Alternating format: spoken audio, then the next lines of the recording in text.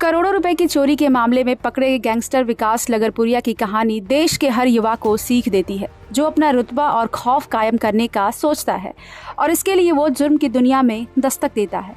ठीक वैसे ही गलत संगत में पड़ने के चलते गैंगस्टर विकास लगरपुरिया भी अपराध के दलदल में उतरा और फिर फंसता चला गया। इस बात का खुलासा किसी और ने नहीं बल्कि खुद गैंगस्टर के पिता सुरेंद्र गुलिया ने किया है। गैंगस्टर के पिता ने बताया कि विकास दिल्ली यूनिवर्सिटी के साउथ कैंपस में मौजूद मोतीलाल नेहरू कॉलेज से बीए की पढ़ाई कर रहा था। दूसरे साल में उसने कॉलेज में स्टूडेंट यूनियन का चुनाव भी लड़ा था, जिसमें वो 3-4 वोट से हार गया था।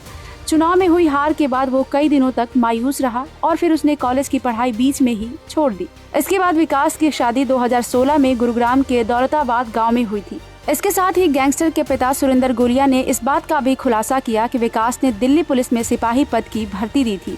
इस भर्ती में वो चुन भी लिया गया था, लेकिन ज्वाइनिंग लेटर आने से कुछ दिन पहले ही उसने अपने साथियों के साथ मिलकर बहादुरगढ़ में गपचू पहलवान की हत्या कर दी।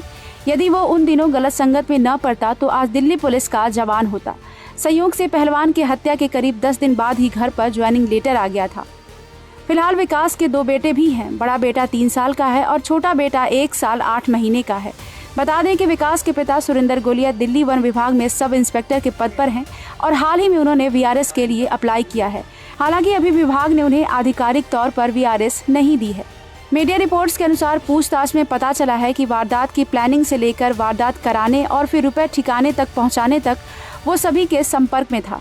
इस पूरी प्रक्रिया में उसने सबसे व्हाट्सएप कॉल के जरिए संपर्क किया।